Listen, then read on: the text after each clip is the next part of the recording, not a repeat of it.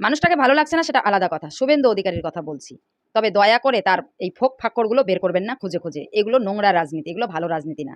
শুভেন্দু অধিকারী পতাকা কোথায় পেল, তাও আবার কি পাকিস্তানের পতাকা, এটা নিয়ে এখন তোড়পাড় হয়ে যাচ্ছে পশ্চিমবাংলা। সে কোথায় পেল, প্রশ্নটা তো আমাদেরও, সে কোথায় পেল, কোথা থেকে আসলো। শুভেন্দু অধিকারীকে জিজ্ঞাসা না করে জিজ্ঞাসা করেন আপনাদের যে সৎ ভাইরা আছে কিছু পুষে রেখেছেন তাদের কাছে, তারা কোথায় পেল, কোথা থেকে আসলো।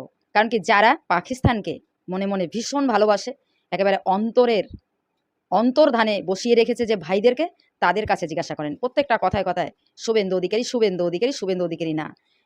একটা জিনিস জানেন, সফলতা আপনি কি করে বুঝতে পারবেন যে আপনি সফলতা পাচ্ছেন? আপনি বুঝতে পারবেন যেদিন আপনার পিছনে শত্রু লেগে যাবে, যেদিন বুঝতে পারবেন আপনাকে নিয়ে সমালোচনা হচ্ছে, যেদিন বুঝতে পারবেন আপনার পিঠে মানুষ ক্ষতি করার চেষ্টা করছে।